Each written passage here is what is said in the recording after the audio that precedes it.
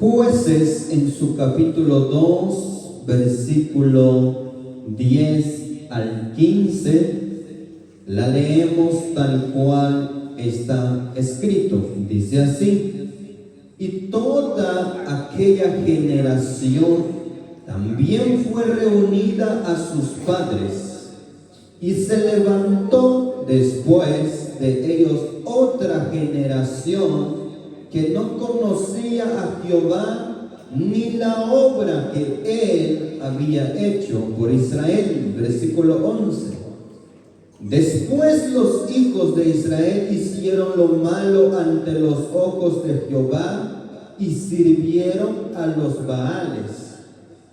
Dejaron a Jehová, el Dios de sus padres, que los había sacado de la tierra de Egipto, y se fueron tras otros dioses, los dioses de los pueblos que estaban en sus alrededores, a los cuales adoraron y provocaron a ira a Jehová.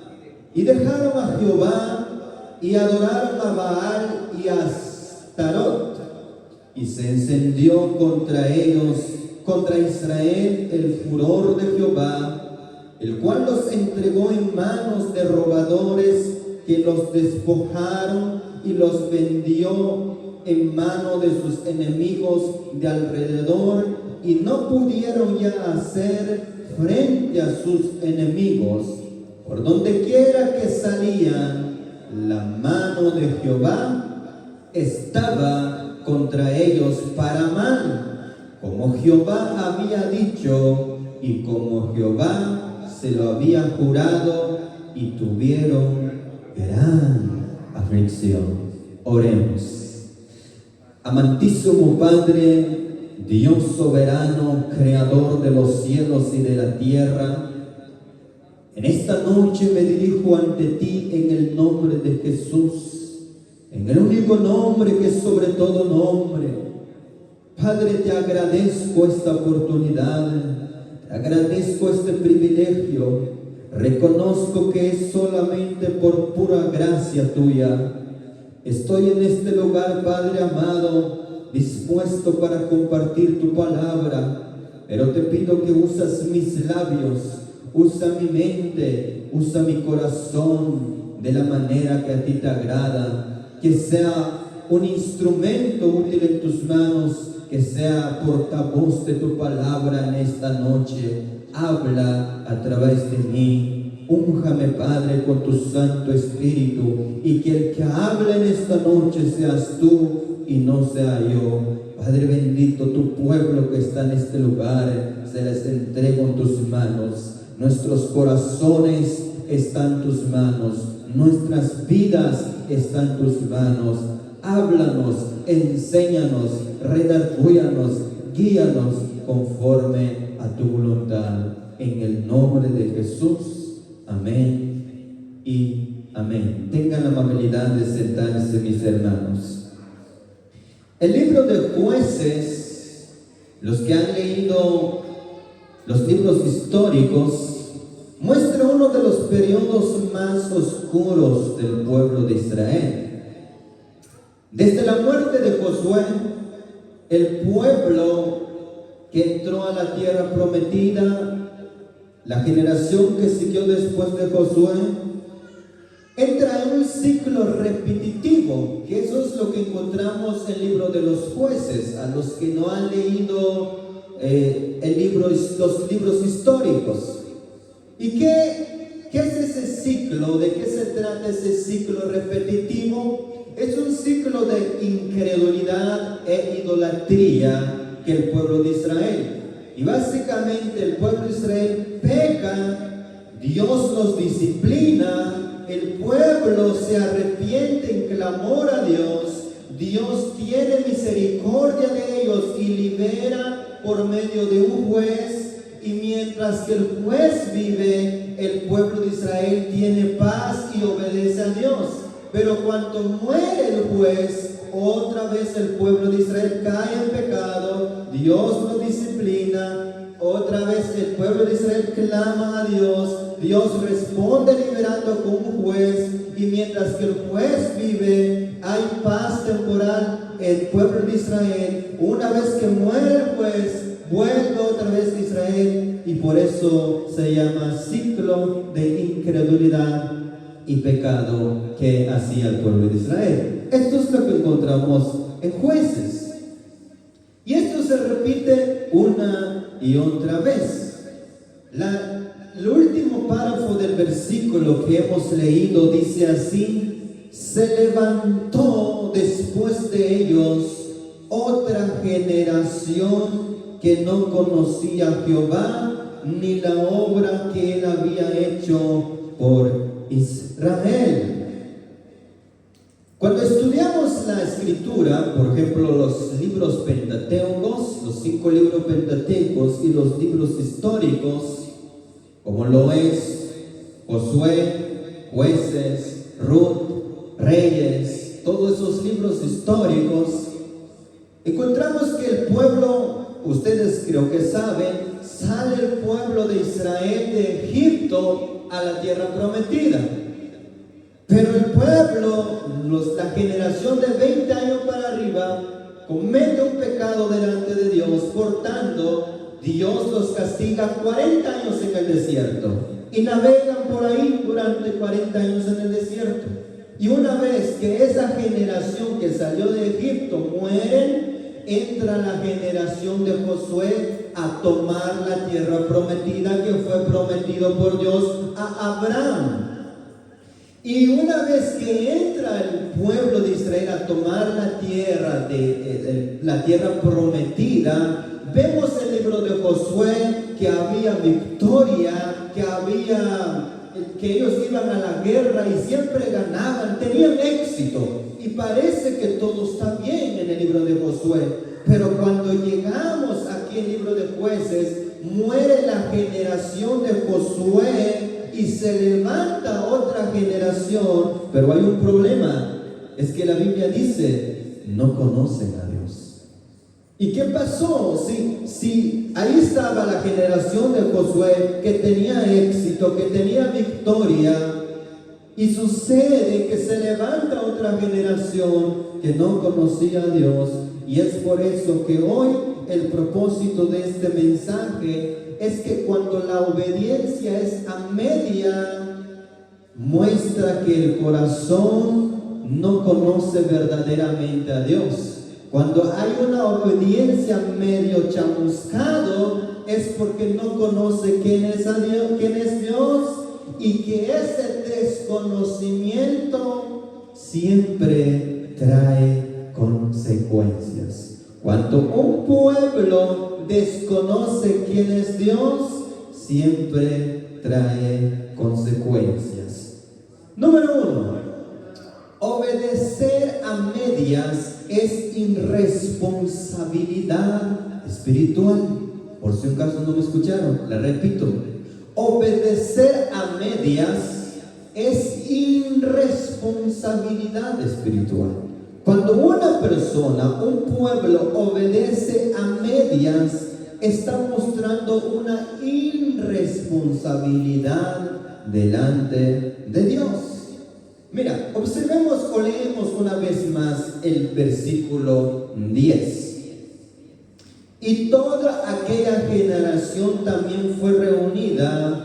Ahora regresamos al 8 para entender un poco, estamos entrando en el contexto histórico. Dice el versículo 8, pero murió Josué, hijo de Nun. ¿Quién ha muerto según la escritura? Josué, siervo de Jehová, siendo de 110 años, y lo sepultaron en su heredad en Timnat-Sera, en el monte de Efraín, al norte del monte de Gaz. Y toda aquella generación también fue reunida a sus padres, y se levantó después de ellos otra generación que no conocía a Jehová ni la obra que él había hecho por Israel. Hermanos, En todas las lecciones que hemos tocado relacionado con nuestro tema, cuando los escogidos se desvían de la voluntad de Dios, hay algo muy explícito, es que cuando Dios llama, Dios es el que especifica qué se debe hacer y qué no se debe hacer. Cuando Adán y Eva fueron creados, se les dijo qué debían hacer y qué no debían hacer. Cuando como Moisés fueron elegidos, también se les dijo qué debían hacer y qué no debían hacer. Por ejemplo, Moisés en el capítulo 3 de Éxodo, cuando fue llamado por Dios, llega a la zarza ardiente y Dios le dice: quita tus sandalias porque el lugar que pisas es santo. Y luego le dice: regresa a Egipto, habla al faraón y ve a librar a mi pueblo. Pero una vez que sale Moisés con el pueblo de Israel, muere Moisés, queda de sucesor Josué. ¿Por qué creen ustedes que no entró Moisés a la tierra prometida? ¿Lo vimos la semana pasada o hace 15 días? Por su desobediencia delante de Dios. Así que no entra Moisés en la tierra prometida y se levanta su sucesor, que es Josué. Y en el capítulo 1 y versículo 1 de en adelante del libro de Josué, Dios le dice a Josué: medita de día, de noche y mi ley, para que hagas y obedezcas estrictamente lo que yo te diga, no te apartes ni a la derecha ni a la izquierda. Entonces nos damos cuenta que Dios siempre ha sido claro en todo lo que debemos hacer y lo que no debemos hacer. Amén. Nunca Dios ha elegido un siervo y de repente lo deja ver ahí qué va a hacer, como que ahí es su problema. No, Dios nos dice qué debe hacer, cómo debe hacer, cuándo debe hacer, porque quien pone las reglas, quien pone los principios es Dios. Entonces, hermanos, como lo vimos en Génesis, como lo vimos en Número y en Éxodo, el problema nunca ha sido la falta de claridad, nunca ha sido la falta de que no hay principios bíblicos, sino es la falta de obediencia o fidelidad a lo que ya sabemos. Así como los líderes que ya pasaron, los patriarcas que ya pasaron, a ellos Dios se los dijo qué debían hacer y qué no debían hacer. En nuestra actualidad es lo mismo. Dios ha dejado esta palabra para enseñarnos qué debemos hacer y qué no debemos hacer. Pero ¿qué pasa? ¿Por qué hay un pueblo que parece que no sabe lo que está haciendo? Porque uno no estudia la palabra y otro sabe pero no obedece y no tiene fidelidad.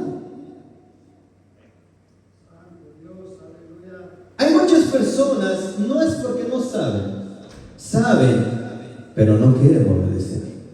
Otros obedecen, pero a medias.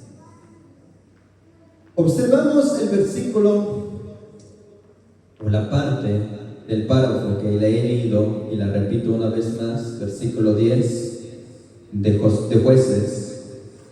El último párrafo que dice después del punto: y se levantó después de ellos otra generación que no conocía a Jehová ni la obra que él había hecho por Israel. Una generación, hermanos, que conquista la tierra prometida, una generación que destruye todos los reyes que estaban en la tierra prometida y tienen victoria, tienen éxito, van a la guerra y siempre ganan porque Dios estaba con ellos. Pero resulta en algo, es que no conquistaron el corazón de la generación que seguía después de ellos. Aquí surge una pregunta muy importante. ¿Qué pasó?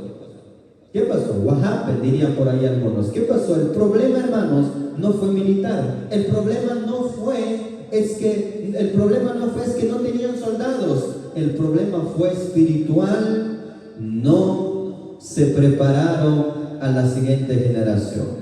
Se enfocaron en que ganaran la guerra, en que tuvieran éxito, digo, ¿y los niños? Bien, gracias. ¿Cómo están?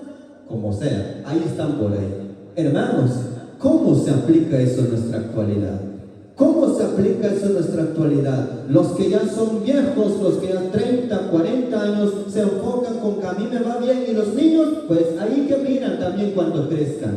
Eso es lo que sucedió a ese pueblo. Se enfocaron solo en ellos, que tenían éxito, que ganaban las guerras, que tenían terreno, lo que la tierra prometida, y ganaron, y parece que todo iba bien. Pero cuando murieron, se levanta otra generación y hay un problema, es que no conocen quién es Dios. Y ese es un problema grave. Hermanos, si hoy nos aplicáramos esto ahora, aunque no ha llegado una aplicación, pero preguntémonos, ¿qué será de nuestros hijos cuando nosotros vamos a morir? ¿Qué será de nuestros hijos, de nuestras hijas, de nuestros nietos, de nuestros bisnietos si Cristo no ha venido? ¿Qué será de ellos? Porque parece que muchos de nosotros pensamos solo en nosotros. Eso es egocentrismo, eso es pecado delante de Dios, enfocar solo en mí, que me vaya bien y que el resto es su problema. ¿Qué va a ser de nuestros hijos una vez que nosotros hayamos muertos? Porque nosotros no somos eternos. Nadie sabe. Mañana quizás no nos despertamos y ya nos fuimos. Pero ¿qué será de la generación que se va a quedar? Y esto es lo que sucedió. Por eso nos preguntamos, ¿qué pasó? ¿Qué sucedió? Hermanos, lo que sucedió, escucha bien, porque no solamente sucedió en esa época, no solamente sucedió con el pueblo de Israel, sino sigue sucediendo en nuestra actualidad, siga pasando en nuestra actualidad. Se descuidaron del mandato más importante, enseñar quién es Dios. Hermanos, hay muchos que dicen que creen en Dios, pero no conocen quién es Dios. Es fácil decir que yo creo en Dios, yo creo en Jesús, yo creo en el Espíritu Santo, pero es más difícil que obedezcan quién es Dios. Esto está sucediendo en nuestra actualidad y eso es un mandato. Mira, lo que ellos debían hacer, no solamente el pueblo de Israel o la generación que entró en la tierra prometida, debían enfocarse en conquistar la tierra prometida, en tener éxito, victoria en la guerra que tenían. No solamente eso debían hacer, sino por otro lado, debían enseñar a sus hijos quién era Dios. Observa, lean la Biblia, ese mandato que les fue dicho, Deuteronomio, en su capítulo 6, versículos 6 al 9, porque ese mandato fue Dios quien la dio. Deuteronomio, en su capítulo 6, versículo 6, capítulo 6, versículo 6 al 9, ¿lo tienen? Dice así: y estas palabras que yo te mando hoy estarán sobre tu corazón, y las repetirás a tus hijos y hablarás de ellas, estando en tu casa y andando por el camino y al acostarte y cuando te levantes, y las atarás como una señal en tu mano y estarán como frontales entre tus ojos, y las escribirás en el poste de tu casa y en tus puertas. ¿Las enseñarás cada semana? ¿Cada mes? Algunos dirán, ese es Antiguo Testamento. Espérense, vamos a llegar al Nuevo Testamento. Pero ustedes pueden observar aquí cuál fue el mandato de ellos. Las enseñarás a tus hijos cuando estás en casa, cuando estás en camino, donde quiera que vayas, enséñale estas palabras. Oh, wow, eso es lo que se olvidaron. Se enfocaron en conquistar la tierra prometida, en tener batalla exitoso, y lo ganaron, tuvieron éxito. Pero cuando se murieron, los hijos que se quedaron lamentablemente no conocían quién es Dios. Hermanos, cuando la Biblia dice que las repetirás a tus hijos y hablarás de ellas estando en tu casa y andando por el camino y al acostarte y cuando te levantas, preguntémonos en esta noche, ¿hacemos eso? ¿Le hablamos a nuestros hijos de Dios antes de dormir? ¿Le hablamos de Dios antes de levantar? ¿O será que enojados se levantan? ¿Cómo se aplica esto? ¿Será que cuando llegamos, será que lo que está diciendo la Biblia es que cuando nos levantamos, hijo, Mateo 7:7, hijo, Lucas 7:25, o eso? No, eso no se trata de vivir lo que Dios dice.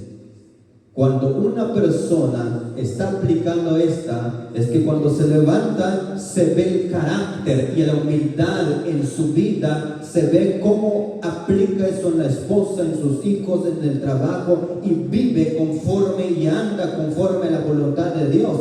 Eso es mostrar y vivir la palabra de Dios. El problema es que con nuestro carácter nos espanta cualquiera, hermanos. Entonces, vivir, enseñar a levantar, al acostarte, es que cuando el hijo te vea, dice, mira, Dios dice que era que tú obedezcas, pero el hijo observa que tú obedeces. Porque hay padres que le dicen, no mientas, pero ellos son los buenos mentirosos. Hay padres que le dicen que no debe ser el hijo, pero ellos son los que hacen primero. Hello. Algunos dirán, no hubieran venido en esta vigilia, hermanos. Aleluya. Algunos padres han dicho a sus hijos, y este ejemplo lo había escuchado hace tiempo, cuando era joven. Dice así, que hay padres que tienen algo, tal vez tienen una, por ejemplo, vamos a poner una deuda con una persona, y llega a cobrar, y el padre le haya dicho a sus hijos, hijo, no mientes, no mientes. Okay. Y llega a buscar, le dice, dile que no estoy. Ah, qué bonito, ¿no? Ya le ha enseñado que no miente, pero lo está mostrando que es bueno mentir. ¿Estamos aquí? Entonces, eso es lo que le olvidó el pueblo de Israel, de enseñar quién era Dios. Padres, mamás que están en este lugar, ¿cuántas veces enseñas a tus hijos? Y no solamente estoy hablando de que leas la escritura en tu casa, de tener disciplinas espirituales en tu casa, sino cómo es tu carácter en tu casa. Hay personas que piensan que solamente la vida cristiana es aquí. No, hermanos, la vida cristiana es en toda nuestra vida, estemos donde estemos. Habla, camina, obedece, anda conforme a la voluntad de Dios. En tu trabajo, en las tiendas, donde quiera que vayas, la vida cristiana se aplica en todo momento. Pero muchas veces, aquí alabaré, todo está bien, pero allá, hermanos, es otro. Eso es lo que dice la Biblia, que conoce, pero no la vive. Mira, abre tu Biblia en Jeremías en su capítulo 9, versículo 23 al 24. Jeremías en su capítulo 9, versículo 23-24. Que descuidar ese mandato, hermanos, trae consecuencia. Jeremías 9, 23 al 24, ¿lo tienen? Léala con atención. Yo les voy a explicar algo ahí, pero léala con mucha atención. Los que tienen la Biblia, por favor, váyanse a la Biblia. Versículo 6 al 9 dice, ¿dónde estoy? Jeremías capítulo 9, 23. Ya estaba leyendo Deuteronomio de nuevo. Jeremías 9, 23, ¿lo tienen? 23 al 24, dice así: así dijo Jehová. ¿Quién habla? Jehová, nuestro Dios. No se alabe el sabio en su sabiduría, ni en su valentía se alabe el valiente. ni el rico se alabe en su riqueza, mas alábese en esto el que se hubiera de alabar en entenderme y conocerme, que yo soy Jehová, que hago misericordia, juicio y justicia en la tierra, porque estas cosas quiero, dice Jehová. Explicación breve. ¿No te sientes orgulloso porque tienes fuerza? ¿Qué músculo? Bueno, yo no tengo, tal vez algunas por ahí. ¿No te sientes orgulloso porque tienes buenos bienes, buenos carros? ¿No te sientes orgulloso porque tienes mucha sabiduría? Oh, no, yo en la matemática soy el número uno. No, hermanos, no te sientes orgulloso por eso. La Biblia dice, si vas a sentirte orgulloso, si vas a sentirte que tienes alegría al respecto de algo, es que conozcas a Dios y lo entiendes. Dos cosas: entender a Dios y conocer a Dios. Por eso les decía hace rato, no solamente conocimiento, conocer y entender son dos cosas. Entonces la Biblia dice, el conocimiento más importante no es la sabiduría en el mundo, no es el poder, ni la fuerza, ni la riqueza, sino el entender y conocer quién es Dios. Pero el pueblo de Israel, hermanos, conquistó ciudades, conquistó muchos ciudades, pero descuidó transmitir el conocimiento de Dios a sus hijos. Ahí estaban, tranquilos viendo la guerra. ¿Dónde están las flechas? ¿Dónde está mi arco? ¿Dónde está porque voy a la guerra? Y los hijos, quién sabe, ahí que miran qué va a pasar. Hermanos, ¿cómo se aplica hoy esto a nuestra actualidad? ¿Cómo lo que sucedió en el pueblo de Israel está sucediendo ahora?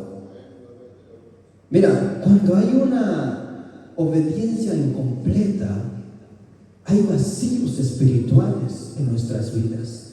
Es difícil encontrar paz cuando la obediencia es media. Y el problema es que no solo se queda ahí, sino cuando no conocemos quién es Dios y hacemos algo que en vez de honrarle, la deshonramos, tiene consecuencia. Número 2, desconocer a Dios produce pecado y consecuencias. La repito por si un caso no me escucharon. Cuando desconocemos a Dios, produce pecado en nosotros y trae consecuencias. ¿Les quedó? Cuando falta conocimiento de quién es Dios, no solamente te va a llevar a pecar, sino va a traer consecuencias. Léalo, Jueces 2, 11 al 3, ¿dónde estamos? Jueces capítulo 2, versículo 11 al 13. ¿Qué pasó? ¿Cómo ese desconocimiento las llevó a la desobediencia? Dice así: dejaron a Jehová el Dios de sus padres, que los había sacado de la tierra de Egipto, y se fueron tras otros dioses, los dioses de los pueblos que estaban en sus alrededores, a los cuales adoraron y provocaron a ir a Jehová, y dejaron a Jehová y adoraron a Baal y a Astarot. ¿Qué pasó ahí? Dice la Biblia que hicieron lo malo ante los ojos de Dios. Sirvieron a Baales. ¿Quiénes eran los Baales? Eran ídolos de los cananeos. Eran ídolos. Dejaron a Jehová y se fueron tras ídolos de madera, de piedra y de cualquier otro material por ahí, que no habla, que no ve, que no escucha, pero dejaron al verdadero Dios y se inclinaron a la idolatría. Y al parecer parece que la idolatría no es grave, hermanos. La idolatría es gravísimo delante de Dios. Porque cuando Dios saca al pueblo de Israel y los lleva enfrente del monte de Sinaí, cuando Dios pronuncia como sus votos, cuando da los mandamientos, Él lo ve como un matrimonio, lo toma a Israel como esposa. Por tanto, cuando Israel desobedece, eso no solamente es idolatría, sino es pecado de fornicación. ¿Qué más? Otro pecado, se me fue por alto ahorita, que está relacionado. Pero delante de Dios es grave ese pecado de la idolatría. Y es lo que cometieron el pueblo de Israel. Entonces, el principio que encontramos en estos versículos que hemos leído es que cuando no conocemos al verdadero Dios de la Biblia, el verdadero Dios de la Biblia, fabricamos un Dios a nuestra imagen. Fabricamos un Dios como nosotros. Hay personas que dicen que creen en Dios, pero viven como que no conocen a Dios. ¿Y por qué? Porque creen que Dios es igualito a ellos, que no dice nada, que acuquechea el pecado, que va al favor del pecado, que es permisivo, y por eso ellos están tranquilos, viviendo en una mala vida. ¿Y por qué? Porque piensan que Dios es igualito como ellos. Entonces no hay problema, porque Dios es misericordioso, ¿no? Yo sé que Dios me va a perdonar. Amados hermanos, la Biblia dice que las consecuencias fueron inmediatas para el pueblo de Israel. Versículo 14 y versículo 15, observa.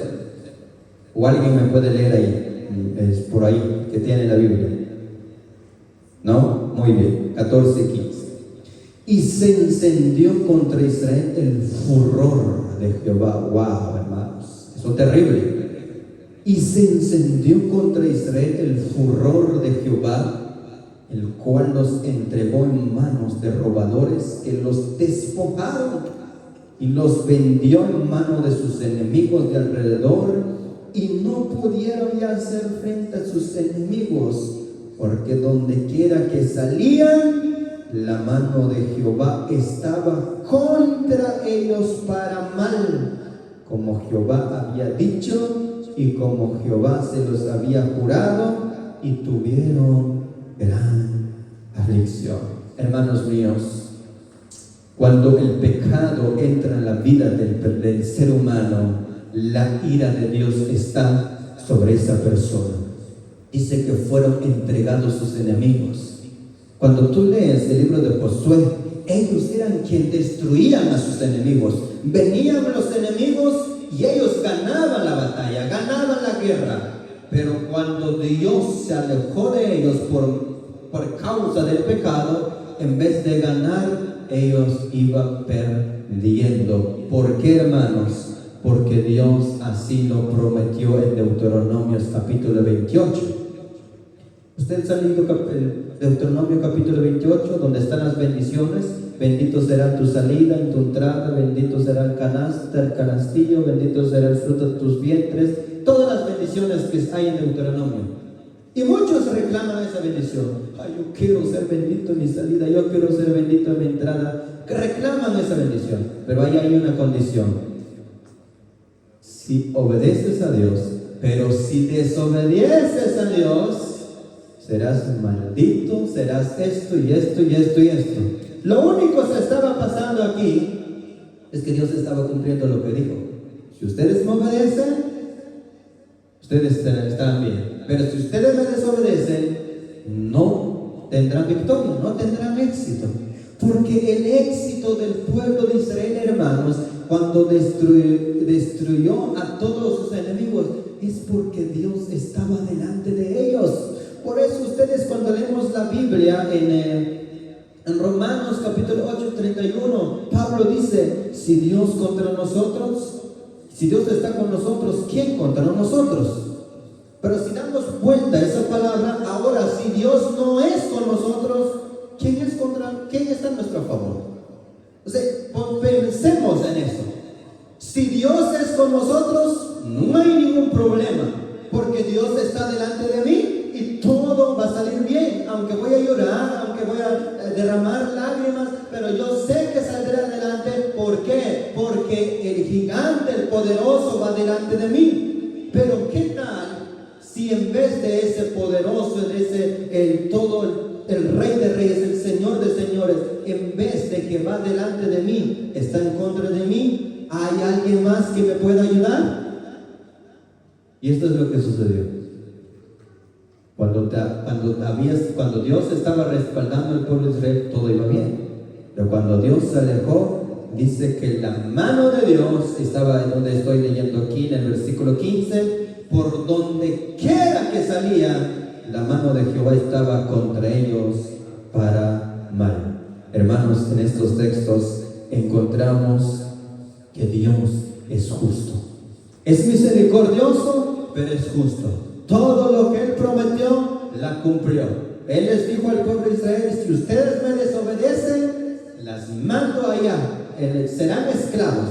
Y vamos a ver cómo se cumplió eso en Jueces, en Samuel, en Reyes, cómo se dividió el pueblo de Israel y cómo se cumplirá hoy en nuestra actualidad. La Biblia dice: el que no cree en el Hijo de Dios ya está condenado, arderá en el lago de fuego. Y algunos dicen: no pasará. Sí pasará, porque Dios cumple su promesa, Dios cumple lo que Él ha dicho. Y aunque tú no lo creas, aunque tú tienes otra opinión y tú dices: no puede, no creo que Dios haga tal cosa, sí lo hará, enviará ahí por sus pecados, porque Él es santo y justo, y Él no es hombre para que miente, ni hijo de hombre para que se arrepiente. Esto es lo que tenemos que ver en las historias cuando leemos el carácter de Dios. En este versículo yo veo el carácter de Dios de misericordia, pero también veo el carácter de Dios de justicia en su ira justa.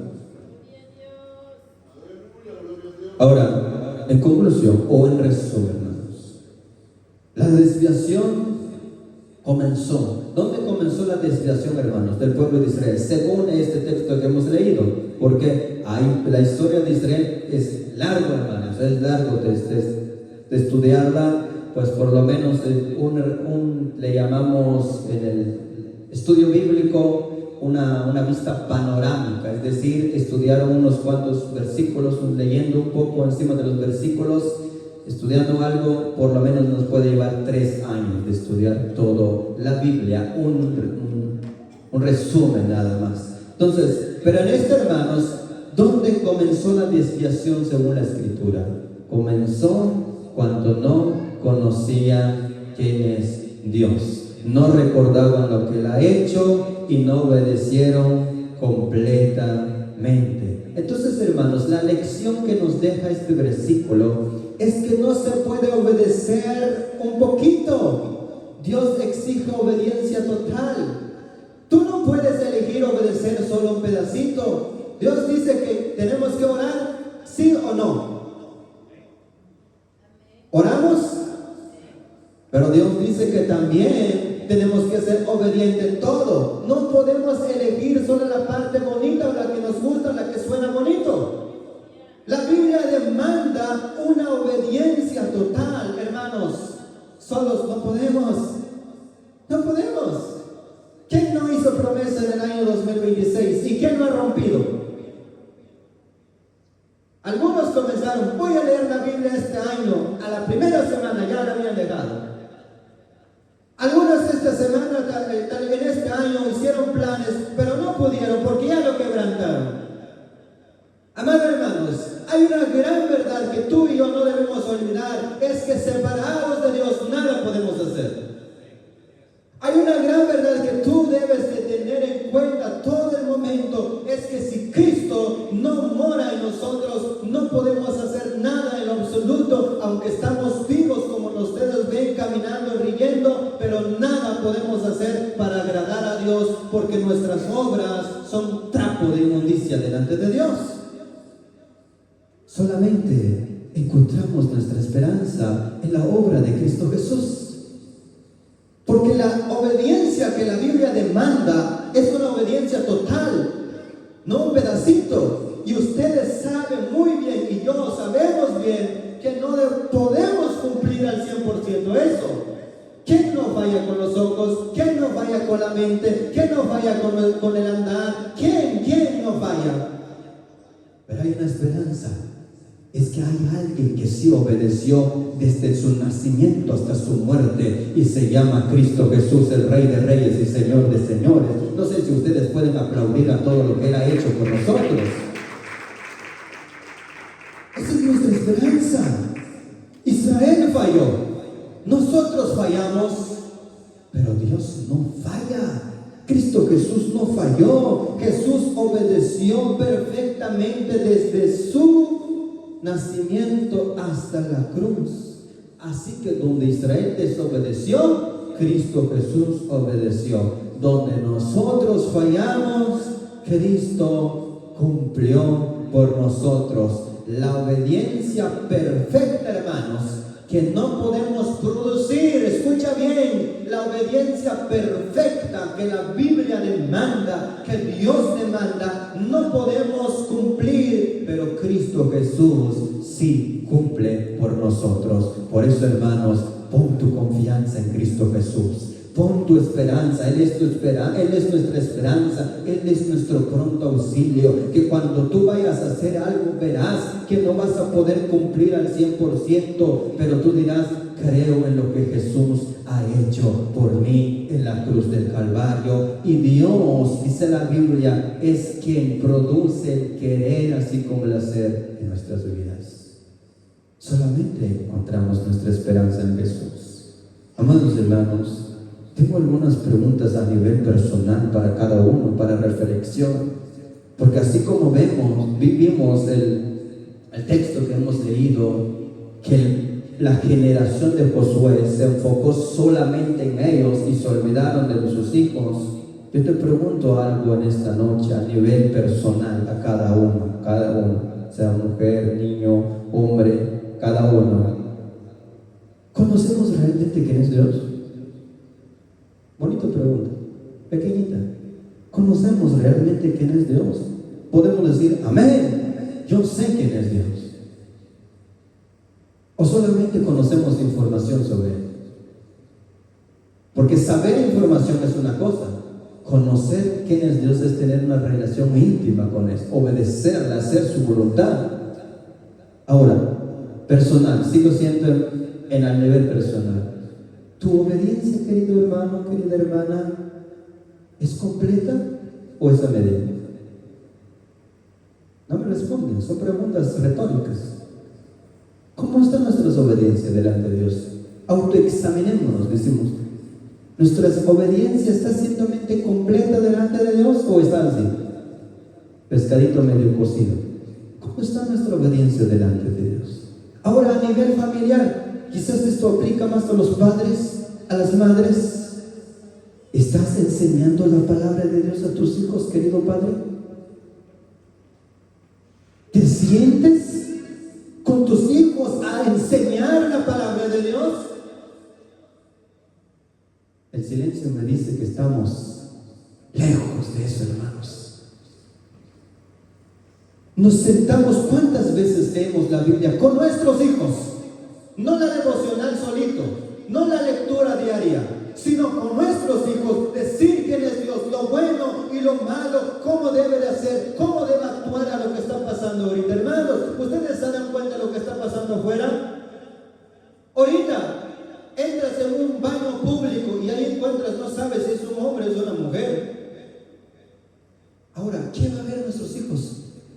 Si es lo que estamos viendo ahorita, jóvenes que dicen ser animales. Si eso es lo que estamos viendo ahora, ¿cómo será lo que va a ver nuestros hijos? Cuando ya y tú y yo ya estamos 3 metros bajo la tierra, ¿qué será lo que va a ver ellos? ¿Y cómo actuarán? ¿Cómo responderán a eso? Solamente con esta palabra. Porque estos jóvenes que hoy están identificando como animales, que dicen ser perros, que dicen ser gatos, que dicen ser lo que sea, que dicen ser lobos, que dicen, es que no conocen quién es Dios, que fueron creados a imagen y semejanza a Cristo. ¿Y por qué? Por padres holgazanes, por padres no enseñan la Biblia, por padres que no disciplinan a sus hijos. ¿Tus hijos conocen a Dios, amado padres, amadas hermanas? ¿Tus hijos conocen quién es Dios? ¿O solamente conocen la cultura superficial? Que domingo pues vamos a la iglesia. ¿Qué hacemos? ¿Quién sabe? Pero mi papá me dijo que no fuera. ¿Qué es lo que enseñamos, hermanos? Ahora a nivel congregacional, a nivel a toda la iglesia, ya no solamente a una área, porque puedo seguir líderes, puedo seguir jóvenes, puedo seguir con todo, hermanos. Pero seguramente la respuesta siempre es no. Porque hagamos un ejemplo ahorita, de los 3 sociedades, las voy a agarrar los 3, de un solo, hermanos, a un solo paquete los voy a meter, en una bolsa. Durante los, ¿cuánto? 8 meses que llevamos aquí de la sociedad, ¿qué es lo que hemos hecho? ¿Qué es lo que hemos hecho de acuerdo a la Biblia con nuestro liderazgo? Pero la Biblia manda hacer su voluntad. ¿Se dan cuenta, hermanos? No solamente el pueblo de Israel desobedeció esa orden, nosotros desobedecemos. ¿En qué estamos enfocados? Que tengamos buen trabajo, que tengamos esto, que tengamos buena casa, que tengamos buen techo. Eso es bueno, sí, pero hay algo más importante y es el conocimiento de la palabra de Dios. En Santiago, en su capítulo 1, versículo 22, dice: no sean solamente oidores, sino hacedores de la palabra. No oidores, no que entra aquí y sale por otro lado, hacedores de la palabra. Amados hermanos, si en esta noche Dios te ha tocado y te ha hablado directamente a ti y has sentido que has sido perezoso en tus responsabilidades, arrepiéntate. Porque esa es la única que tienes que hacer, arrepentirte de tus pecados y ser responsable en lo que Dios te ha dicho que es tu responsabilidad. Los esposos tienen una responsabilidad, las madres tienen una responsabilidad, los hijos tienen una responsabilidad, los líderes tienen una responsabilidad, el pastor tiene una responsabilidad, la congregación tiene una responsabilidad. Todos tenemos una responsabilidad delante de Dios. ¿Y qué estamos haciendo con todo eso? Los títulos son buenos. El predicador, el líder, el diácono, el ungido. ¡Ah, qué maravilla se escucha! Ahora, ¿cómo está nuestra obediencia delante de Dios? Hoy es el día, hermanos, de arrepentimiento. Y cuando digo hoy, ahora, no mañana, pasado mañana, porque Isaías 55:6 dice: buscad a Jehová mientras puede ser hallado. No sabes lo que te va a pasar el día de mañana. No sabes. No sabes si Dios te va a tocar otra vez tu corazón de esta manera, como te está tocando hoy. La oportunidad es hoy. Y no digas que no tienes tiempo, padres. Creo que esto es lo aplicable más a los padres. No digas que no tienes tiempo para enseñar la Biblia a tus hijos. Porque si tú la sumas los 24 horas al día, durante los 7 días a la semana, y las sumas las horas que trabajas, las sumas las horas que duermes, las sumas la hora que caminas con el carro de ir al trabajo, vas a ver que hay mucho tiempo que te sobra. Lo que pasa es que no eres disciplinado. Prefieres pasar en Facebook 2, 3 horas. Me ha pasado, hermanos, hasta que se cae el teléfono acá y ahí se despierta uno. ¿A qué no? Más a los jóvenes. Por favor, hermanos. Y para enseñar se necesita conocer. Estudiar yo primero para enseñar. Amén. Así que, hermanos, los estudios bíblicos hay todo el tiempo. Ahí está. Padres, para que ustedes puedan enseñar a sus hijos, ustedes deben prepararse.